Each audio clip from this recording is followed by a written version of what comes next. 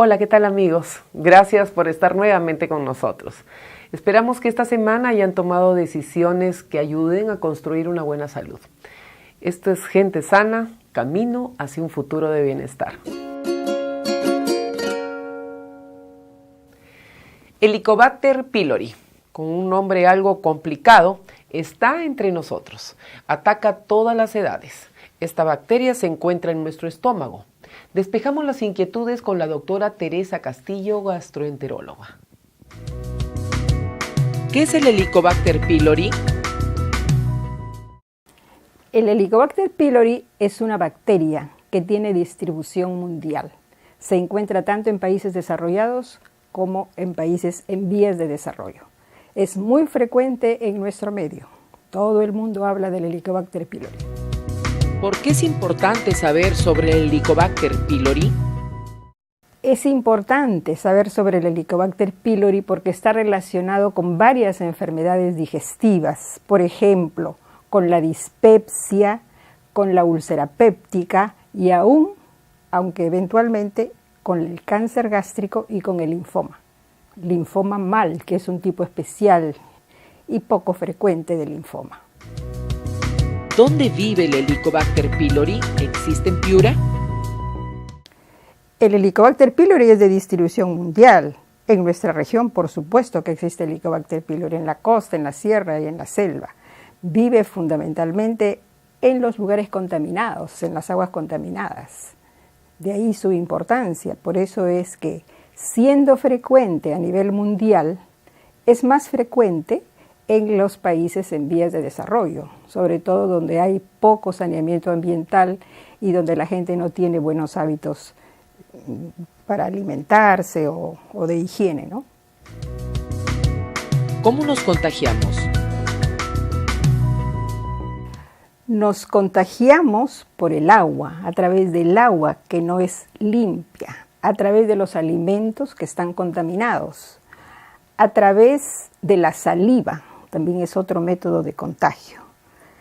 Sí, a través aunque no está del todo comprobado, parece ser que de beso a beso se podría contagiar, pero eso no está del todo determinado, ¿no? Pero a través del agua y de los alimentos contaminados sí.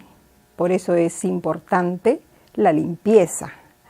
Ahora, los niños generalmente se contagia, el Helicobacter pylori contagia a los niños fundamentalmente. Se toma la infección desde la infancia y ahí se mantiene esa bacteria dentro del organismo. Cuando ese niño empieza a ser adulto, recién empiezan los problemas. Ahora, esto no quiere decir que todos los contaminados van a tener síntomas. Usted que me está mirando puede tener Helicobacter pylori y no tener síntomas. Y yo puedo tener síntomas. ¿Cómo sé si tengo Helicobacter pylori?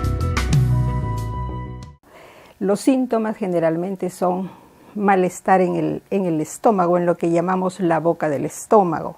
Puede arder en la boca del estómago, podemos tener sensación de pesadez, sensación de náusea o ardor en el estómago que calma si es que uno come algo. Entonces, estos son síntomas que ya la persona que es adulta va a acudir al médico por esa sintomatología. ¿Hay tratamiento para combatir al Helicobacter pylori?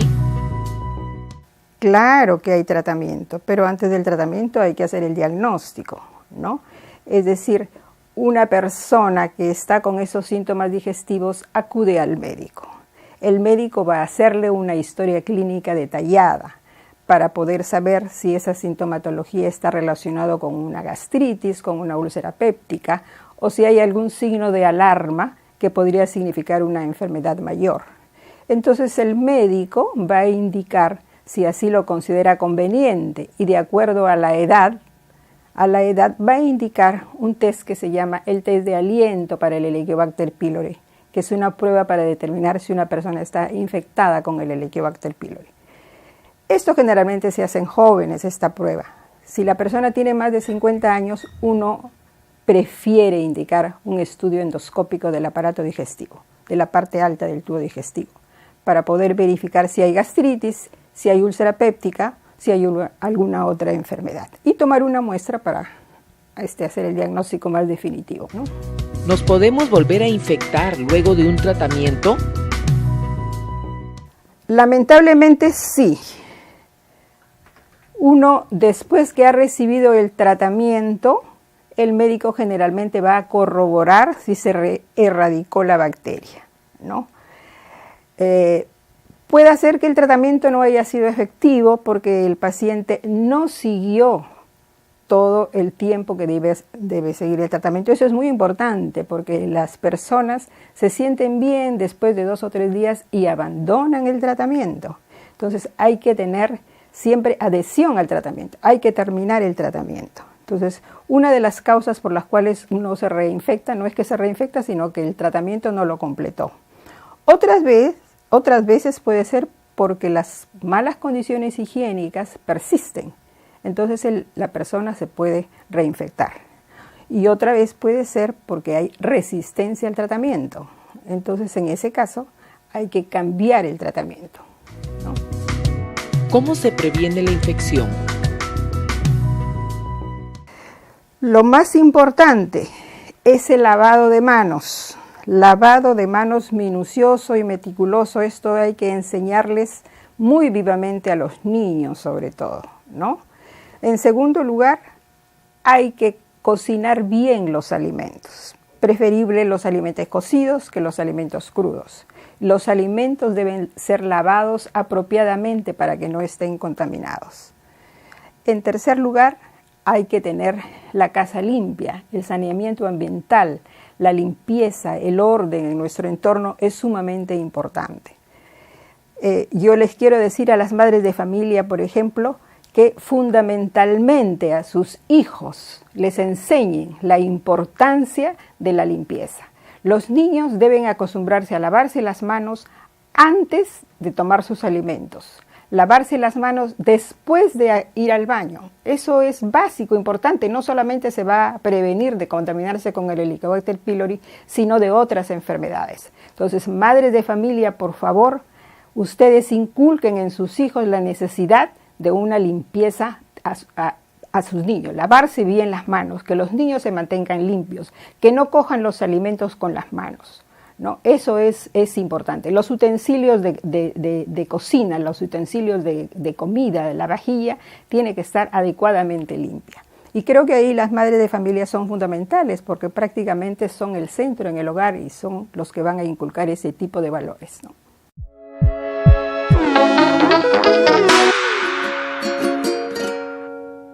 En el marco de la Semana de la Prevención contra el Embarazo Adolescente, aquí en Gente Sana tenemos una invitada de lujo, la doctora Trixie Vargas, quien es psicóloga y sexóloga, con quien vamos a conversar sobre un tema muy controversial que está dando la hora, la pastilla del día siguiente, como le llaman. Doctora, ¿qué es Apropos?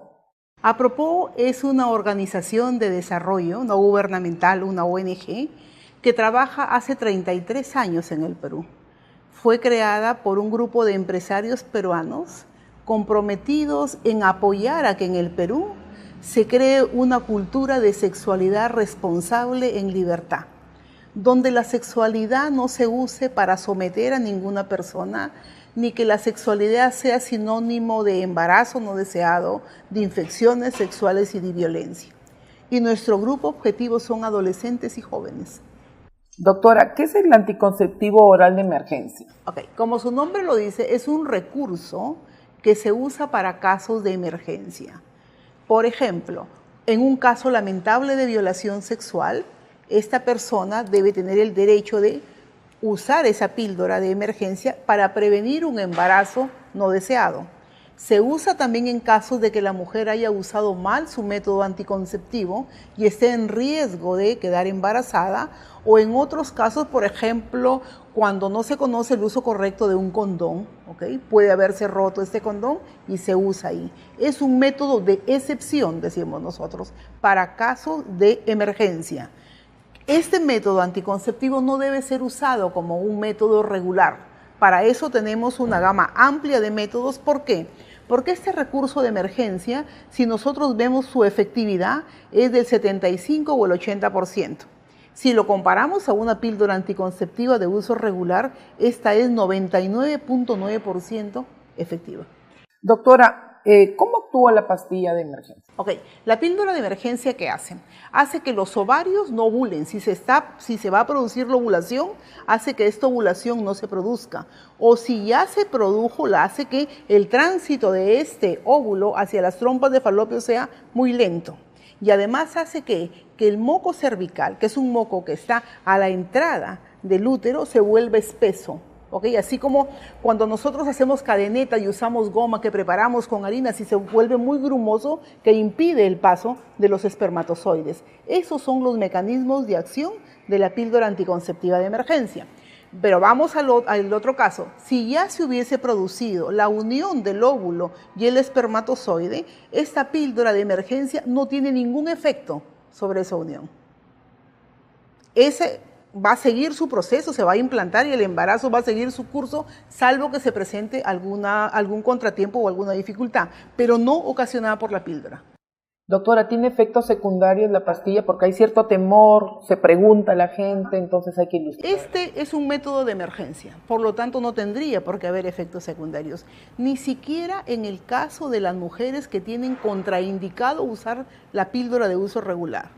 Por ejemplo, hay personas que por X circunstancias, por ejemplo, por problemas de salud, no podrían usar hormonas como un método regular de protección. Pero como esto es un método extraordinario que se usó ante una emergencia, ni siquiera ellas tendrían contraindicación para el uso.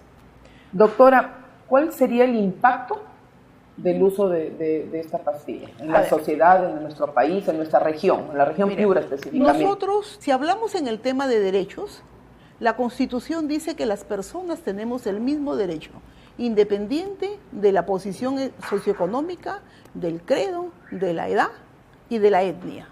Entonces, la píldora anticonceptiva de emergencia tiene buenos años, desde el gobierno del señor Alejandro Toledo se aprobó. Entonces, ¿cómo es que una píldora, cuando se vende en una farmacia es buena y cuando está disponible en los servicios públicos para aquella mujer de escasos recursos que ha podido tener una situación de riesgo, ¿por qué tiene que ser mala? Hay doble discurso. Hablamos de doble discurso y es un tema de derechos, aquí y allá. Ahora, lo que sí hay que tener claro es que no es que el ministerio va a distribuir la píldora como se pueden distribuir caramelos en una feria, no es así, señor. La píldora está puesta ahí para que en una situación de emergencia esta mujer se acerque al servicio y la puedan atender. Y también la ventaja que tiene es que hay personas que hacen mal uso de la anticoncepción de emergencia, la usan como un método regular. Cuando se acerquen a estos establecimientos, se les va a poder dar la orientación y encaminarla hacia otros. Los establecimientos que tendrían postas, centros de salud y hospitales del Ministerio de Salud. Ahí va a estar disponible para quien lo necesite. Eso es lo que acaba de determinar este último juzgado, ¿no? Porque había un fallo del Tribunal Constitucional que prohibía su distribución en establecimientos públicos de salud, pero no en el lado comercial. Doctora, hablando del embarazo adolescente, Piura tiene muchísimo embarazo adolescente. Es más, ha subido la tasa de embarazo adolescente. Hay el estigma, o mejor dicho, para que nos entienda la gente de la sierra de nuestro país, de que si las jovencitas tienen el acceso a la pastilla del día siguiente, todas van a salir embarazadas, no se van a preocupar por cuidarse. ¿Cómo usted podría encaminar? Lo que sucede es que el embarazo, ¿por qué se produce? Porque hay un inicio sexual precoz y no hay información. Las personas aún siguen creyendo que en la primera relación sexual no va a haber riesgo de embarazo. Entonces, para que una mujer se embarace, no se necesitan de muchas relaciones sexuales, basta una sola. Si ella está en días de riesgo, si ella está en sus días de ovulación, la posibilidad de embarazo existe. ¿Okay? Las personas creen que teniendo relaciones sexuales e inmediatamente yendo a orinar, el canal se va a limpiar y por lo tanto no va a haber embarazo. Lo que no conocemos es que el canal vaginal es el conducto de las relaciones sexuales, pero no es por donde orinamos las mujeres. Hay un orificio que se llama meato urinario. ¿Qué va a pasar? La vagina es como si fuera un conducto. Si yo la tengo así y coloco agua, el agua se va a quedar. Si yo me levanto, va a caer. Pero lo que no cayeron fueron todos los espermatozoides, porque el semen es el vehículo que usan para llegar a la vagina. Una vez que están ahí, empiezan a ascender. Uno de ellos, el más rápido, si se encuentra un óvulo a la altura de trompas de falopio, lo fecunda. Entonces, ¿cuál es el temor? En el tema de la sexualidad viene el tema del poder y del control, históricamente del hombre sobre la mujer. Entonces se siente que si ella conoce de información, entonces mi control se pierde. Y muchas veces una forma de que ella se quede a mi lado es embarazarla y embarazarla siempre. Entonces siempre ha habido el temor que si la gente conoce de sexualidad va a tener un inicio precoz. Las investigaciones nos dicen que quien conoce se protege, quien se coloca en riesgo es quien no sabe nada. Si nosotros analizáramos un poquito las encuestas de embarazo, ¿qué nos dice? ¿Quién se embaraza? Se embaraza aquella adolescente más pobre. Ojo, tiene menos oportunidades. Se embaraza aquella adolescente que tiene menos años de estudio.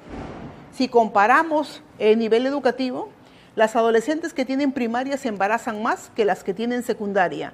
Y las que tienen un año de superior se embarazan menos que las que se embarazan. Una oportunidad de vida. Es oportunidad lo que da. Por ejemplo, entonces, ¿qué hacemos?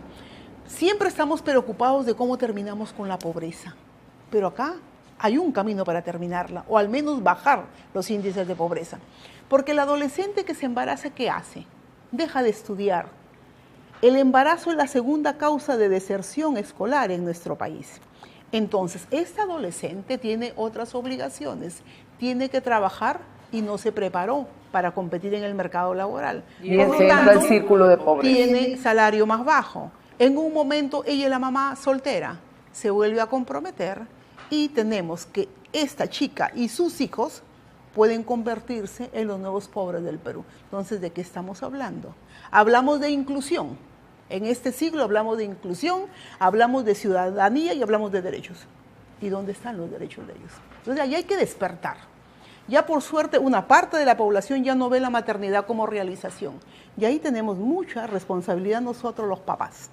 Muchas veces nos convertimos en esa mano invisible que empuja a la chica para que se vaya de la casa, porque en la casa hay violencia, hay maltrato y hay falta de afecto. Entonces, ella a la primera persona que siente que le sonrió, se aferra y lo que no sabe es que termina complicándose la vida.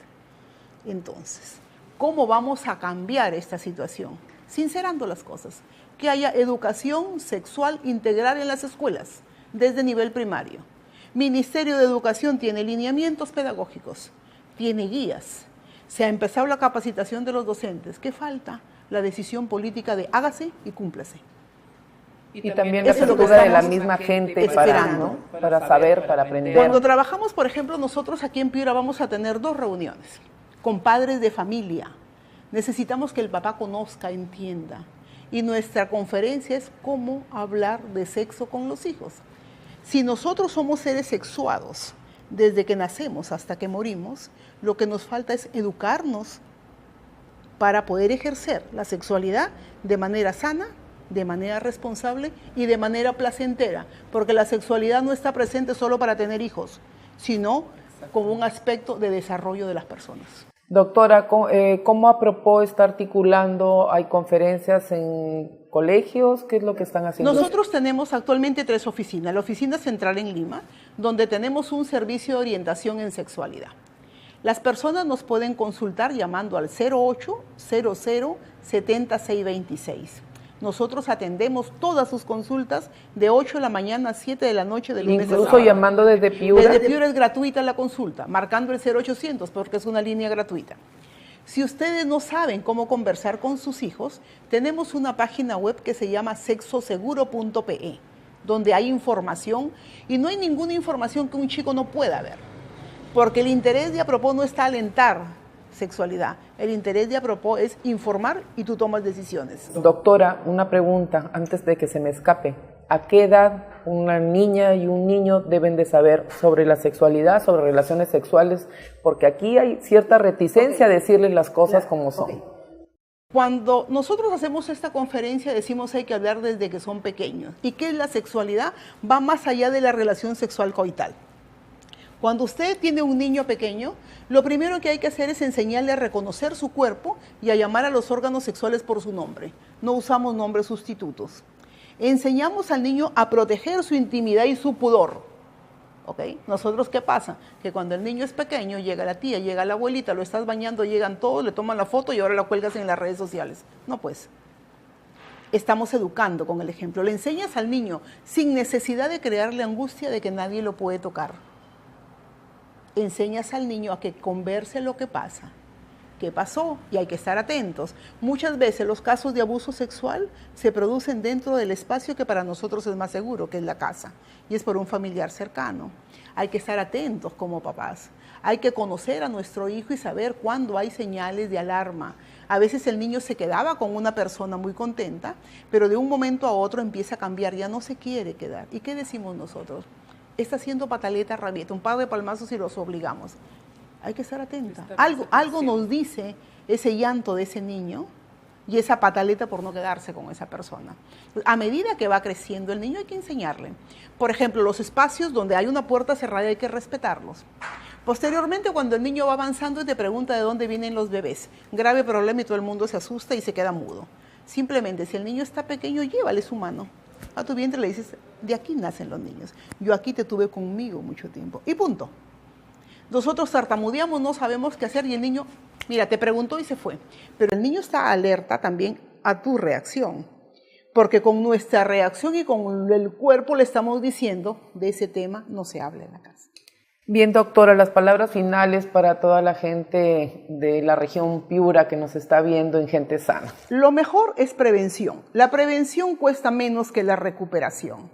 Entonces, si tú eres joven, el ejercicio sexual es tu derecho, pero ese derecho trae al ladito responsabilidades.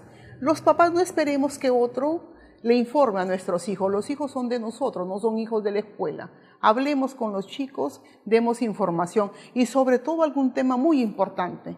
También se educa con el ejemplo, porque el discurso tiene que estar acompañado de la acción y tiene que ser coherente. Si aquí decimos sí, acá debe decir sí. No digamos sí, después hagamos no, porque los chicos van a aprender ese doble discurso. Entonces la sexualidad está puesta aquí como seres humanos, no es mala ni buena, es parte de nuestra naturaleza y su ejercicio es mejor cuando nosotros estamos informados. Ingresen a Sexo Seguro, no saben cómo hablar con sus hijos o tú joven no sabes de algún tema, las consultas son anónimas. Llámanos, consúltanos a propósito.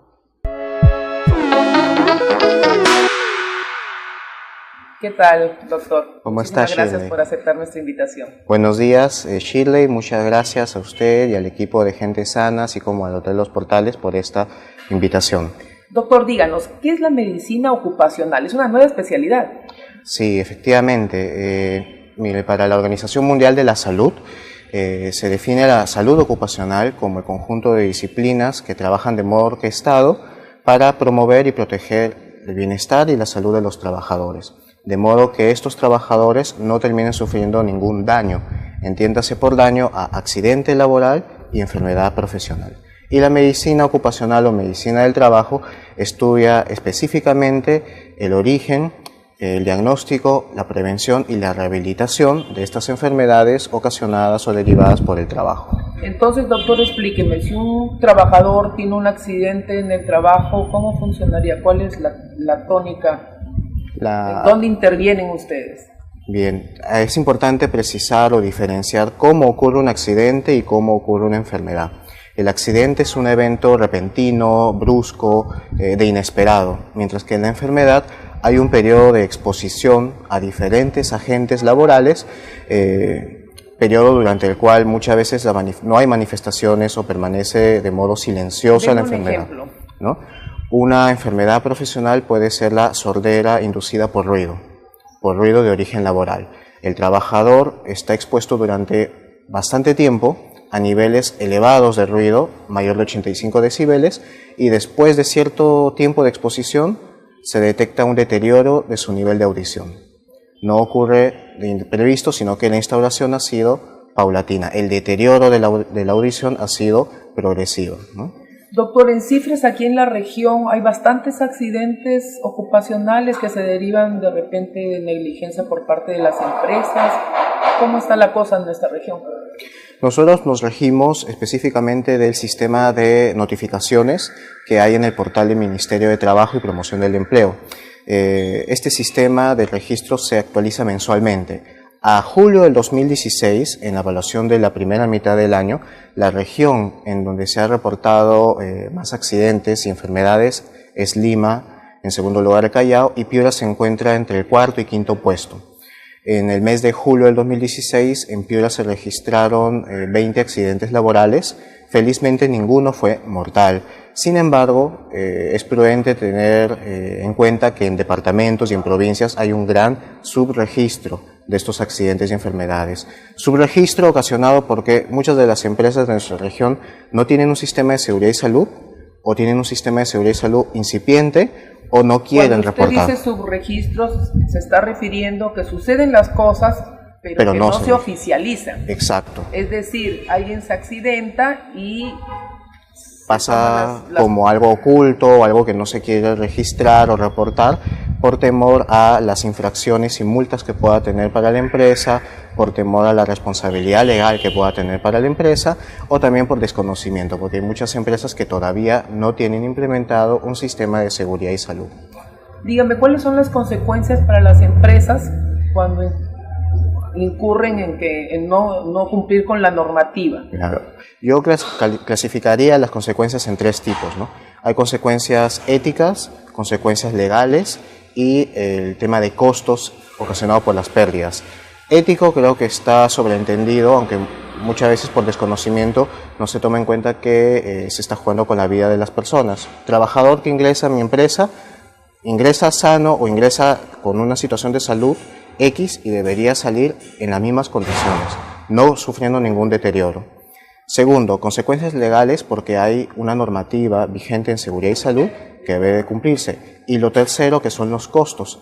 Costos por pérdidas materiales, por pérdidas humanas, por la atención médica que debe recibir ese trabajador producto de un accidente o enfermedad ocupacional, el subsidio y la pensión que debe de recibir, ¿no? Entonces yo de esos tres tipo de costos, ese tipo de consecuencias, en realidad lo que más le atemoriza al empresario, al empleador, son los costos económicos, ¿no? Doctor, ¿qué podría pasar por el incumplimiento de la legislación, de la normativa? Claro, ante el incumplimiento, bueno, el Ministerio de Trabajo y Promoción del Empleo tiene la unidad conocida como SUNAFIL, la Superintendencia Nacional de Fiscalización Laboral, que en términos sencillos, así como SUNAT se encarga de fiscalizar el tema tributario, SUNAFIL fiscaliza todo lo que son temas laborales, específicamente seguridad y salud. Es decir, que ante el incumplimiento de la normativa vigente en seguridad y salud, el empleador, las empresas, tienen que pagar multas debido a infracciones cometidas. Estas infracciones pueden ser leves, graves o muy graves. Y a su vez también se tiene que evaluar cuántas personas se han visto afectadas por estas infracciones. Si una infracción es tipificada como leve, la multa puede ascender hasta máximo 50 UITs. La infracción grave puede ascender hasta 100 UITs y la infracción muy grave puede ascender hasta 200 UITs. ¿Qué tipos de infracciones graves y muy graves existen actualmente? Por ejemplo, si el empleador no ha realizado exámenes médicos ocupacionales a su personal para evaluar cómo se encuentra y no les ha entregado los resultados de esos exámenes, es una infracción grave. Si el empleador, la empresa, no ha realizado una identificación de los peligros y evaluación de los riesgos laborales que tiene su personal en la actividad que desarrolla, es una infracción grave. Doctores, estamos hablando, por ejemplo, ¿las fábricas deberían de tener un médico ocupacional o las empresas pequeñas? ¿A qué escala estamos hablando? ¿Qué empresas necesitan un médico ocupacional? Un médico ocupacional. El alcance de la normativa de seguridad y salud ocupacional es para todas las empresas, pero de acuerdo a si es una pequeña microempresa o si es una no MIPE, los requerimientos varían. Empresas que son de alto riesgo, por ejemplo sector minería, hidrocarburos, tienen la obligación de contar con un médico ocupacional por lo menos 30 horas semanales, por lo menos. Empresas de alto riesgo. Y en empresas que no son de alto riesgo, por ejemplo, sector educativo, sector financiero, depende de la cantidad de trabajadores. 500 a más trabajadores deben tener un médico ocupacional. Menos de 500 trabajadores pueden tener un médico, pero a part-time o por horas durante la semana. Pero sí es necesario que cuenten con ese respaldo del médico ocupacional para cumplir con lo mínimo y necesario que pide la norma.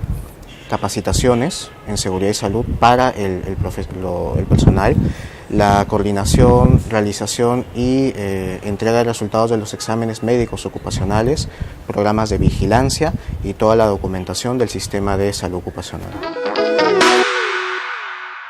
Síguenos en Facebook como Gente Sana y escríbenos a gentesanapiura@gmail.com. La salud es un derecho universal. En nuestro país sabemos todos que no alcanzamos una cobertura total de nuestras necesidades, pero también debemos de ser más responsables con nosotros mismos en la tarea de cuidarnos más, de prever enfermedades, interesándonos sobre todo lo que nos va a ayudar a vivir la vida de una forma saludable.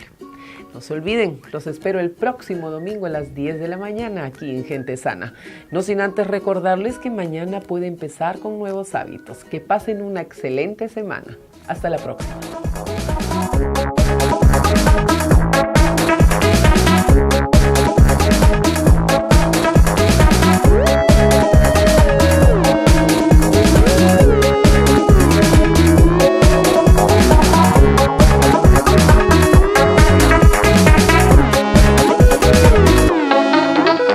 Para ti, ¿qué es felicidad? Compartir con mis amigos un buen ceviche. Recorrer mi país, aprender de mi gente sus costumbres, eso es mi felicidad. Y para nosotros, felicidad es estar al lado de tus mejores momentos. Nos ubicamos en todo el norte del Perú, ofreciendo una atención personalizada, amplio stock en medicamentos y boutiques, servicio delivery y con los mejores precios del mercado. Boticas Felicidad, la más económica. Estación de Servicio San José, siempre presente en toda la región. Premia a sus clientes, sorteando 2 autos Yaris y 20 televisores LED de 32 pulgadas. Por la compra de 20 soles de combustible, reclama tu cupón. Todas nuestras estaciones de servicio participan. Primer sorteo, 17 de diciembre. Segundo sorteo, 25 de marzo. Estación de Servicio San José, siempre contigo.